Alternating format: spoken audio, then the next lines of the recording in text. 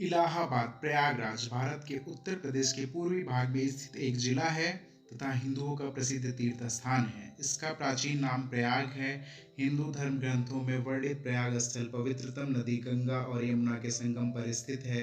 यहीं से सरस्वती नदी गुप्त रूप से संगम में मिलती हैं, अतः ये त्रिवेणी संगम भी कहलाता है। इस जिले को प्रयागराज, संगम नगरी, कुंभ नगरी, तंबू नगरी आदि नामों से भी जाना जाता है। यह जिला भारत की राजधानी नई दिल्ली से लगभग 721 किलोमीटर दूर तथा उत्तर प्रदेश की राजधानी लखनऊ से लगभग 210 किलोमीटर की दूरी पर स्थित है।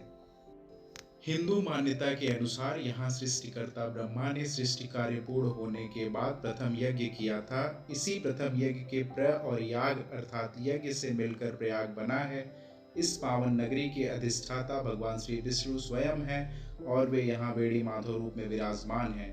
भगवान के यहाँ 12 स्वरूप विद्यमान हैं, जिन्हें द्वादश माधव कहा जाता है। सबसे बड़े हिंदू सम्मेलन महाकुंभ की 4 स्थलियों में से एक है। शेष 3 हरिद्वार, उज्जैन एवं नासिक हैं। मुगल काल में सम्राट अकबर जब 1575 ईस्वी में इस क्षेत्र का दौरा कर रहे थे तो इस स्थल की सामरिक स्थिति से वह इतने प्रभावित हुए कि उन्होंने यहाँ एक किले का निर्माण करने का आदेश दिया और सन 1584 ईस्वी के बाद से इसका नाम बदलकर इलाहाबाद या ईश्वर का निवास कर दिया, जो बाद में बदलकर इलाहाबाद हो गया। लेकिन सन अक्टूबर 2018 में तत्कालीन मुख्यमंत्री योगी आदित्यनाथ ने वापस बदलकर प्रयागराज कर दिया। भौगोलिक दृष्टि से Allahabad 25.45 degree north, 81.84 degree east Uttar Pradesh के दक्षिणी भाग में 98 मीटर पर गंगा और यमुना नदियों के संगम पर स्थित है। इलाहाबाद जिला 6 पड़ोसी जिलों से घिरा है तथा मध्य प्रदेश के साथ भी अपनी सीमा साझा करता है। इसके पूर्व में भदोही जिला, उत्तर पूर्व में जौनपुर जिला, उत्तर में प्रतापगढ़ जिला, पश्चिम में कौशाम्बी तथा चित्रकूट जिला, दक्षिण पूर्व में मिर्जापुर जिला तथा दक्षिण में मध्य प्रदेश राज्य स्थित है। लगभग 5482 वर्ग किलोमीटर में फैले हुए इलाहाबाद जिले की कुल जनसंख्या 59,54,000 है, जिसमें 31,32,000 पुरुष तथा 28,23,000 महिलाएं हैं। इलाहाबाद जिले में प्रत्येक 1000 लड़कों पर 901 लड़कियां जन्म लेती हैं। जिले की कुल साक्षरता दर 72.32% है। इसमें पुरुष साक्षरता दर 82.55% तथा महिला साक्षरता दर 60.97% है। यहाँ बोली जाने वाली मुख्य भाषाएं हिंदी, उर्दू एवं अवधी हैं। धार्मिक दृष्टिकोण से इलाहाबाद जिले में 85.69% हिंदू, 13.38% मुस्लिम, 0.23% ईसाई, 0.07% सिख तथा अन्य धर्मों के लोग निवास करते हैं। इलाहाबाद जिले के बारे में और भी रोचक तथ्यों को जानने के लिए वीडियो को अंत तक जरूर देखें। इलाहाबाद में कई महत्वपूर्ण राज्य सरकार के कार्यालय स्थित हैं, जैसे इलाहाबाद उच्च न्यायालय, प्रधान एजी ऑफिस, उत्तर प्रदेश राज्य लोक सेवा आयोग, उत्तर मध्य रेलवे का मुख्यालय, केंद्रीय माध्यमिक शिक्षा बोर्ड का क्षेत्रीय कार्यालय एवं उत्तर प्रदेश माध्यमिक शिक्षा परिषद कार्यालय। प्रमुख एवं ऐतिहासिक दर्शनीय स्थल। नंबर 1, संगम। प्रयागराज गंगा, यमुना और सरस्वती के संगम पर स्थित है। चूंकि यहाँ 3 नदियां आकर मिलती हैं, अतः इस स्थान को त्रिवेणी के नाम से भी संबोधित किया जाता है।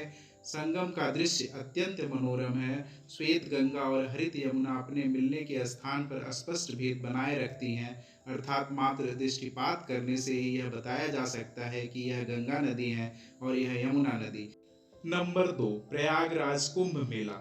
प्रयागराज में लगने वाला कुंभ मेला शहर के आकर्षण का सबसे बड़ा केंद्र है, जहां प्रत्येक 6 वर्ष में अर्ध कुंभ तथा 12 वर्षों पर महाकुंभ मेले का आयोजन होता है, जिसमें विश्व के विभिन्न कोनों से करोड़ों श्रद्धालु पतित पावनी गंगा, यमुना और सरस्वती के पवित्र त्रिवेणी संगम में आस्था की डुबकी लगाने आते हैं। भारत में यह धार्मिक मेला 4 जगहों पर लगता है। यह जगह नासिक, प्रयाग, उज्जैन और हरिद्वार में है। प्रयागराज में लगने वाला कुंभ का मेला सबसे बड़ा धार्मिक मेला है। नंबर 3, हनुमान मंदिर। संगम के निकट स्थित यह एक अद्भुत एवं अनोखा मंदिर है। इस मंदिर में हनुमान जी की लेटी हुई प्रतिमा है और उनके दर्शनार्थ लोगों को सीढ़ियों से उतरकर नीचे जाना पड़ता है। यह प्रतिमा अत्यंत विशाल एवं भव्य है। ऐसा विश्वास किया जाता है कि अंग्रेजी शासन ने इस मंदिर को यहाँ से हटवाने के आदेश दिए, किंतु जैसे जैसे मूर्ति को हटाने के लिए खुदाई की जाने लगी, वैसे वैसे मूर्ति बाहर आने के बजाय अंदर धंसती चली गई। यही कारण है कि यह मंदिर गड्ढे में है। नंबर 4, शंकर विमान मंडपम। गंगा के तट पर स्थित यह एक आधुनिक मंदिर है।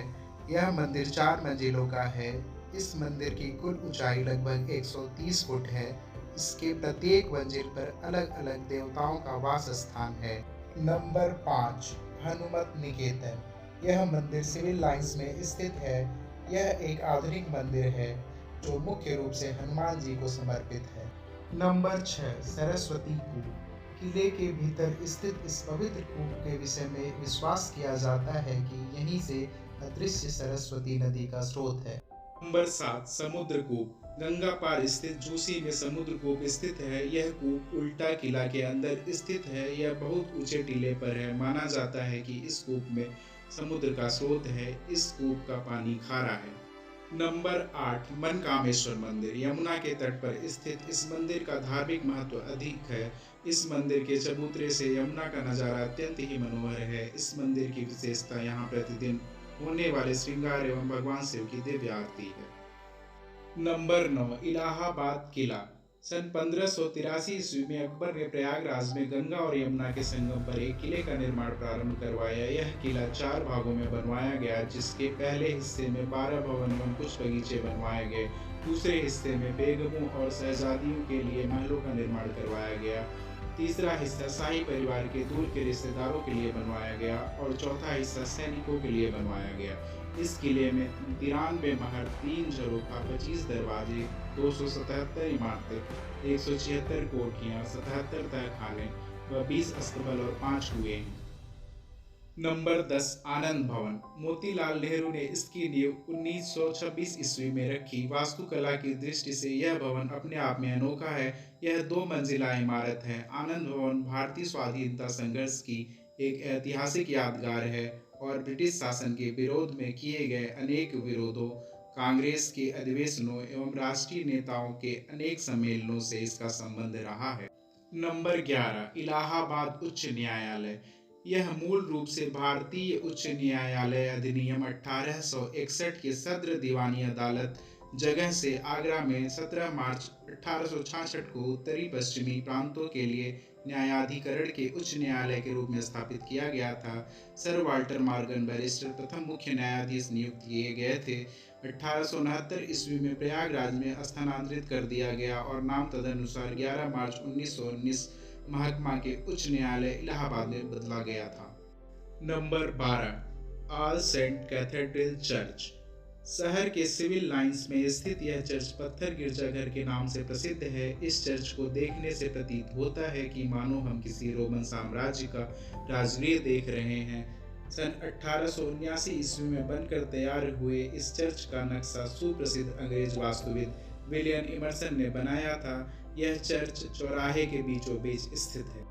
इसके अलावा इलाहाबाद में कुछ और भी दर्शनीय स्थल मौजूद हैं जिनका संकलन करना एक वीडियो में संभव नहीं हो पा रहा है, इसलिए इसकी चर्चा हम अपने अगले वीडियो में करेंगे। शिक्षा की दृष्टि से प्रयागराज प्राचीन काल से ही शैक्षणिक नगर के रूप में प्रसिद्ध है। प्रयागराज केवल गंगा और यमुना जैसी 2 पवित्र नदियों का ही संगम नहीं, अपितु आध्यात्म के साथ शिक्षा का भी संगम है, जहाँ भारत के सभी राज्यों से विद्यार्थी शिक्षा ग्रहण करने आते हैं।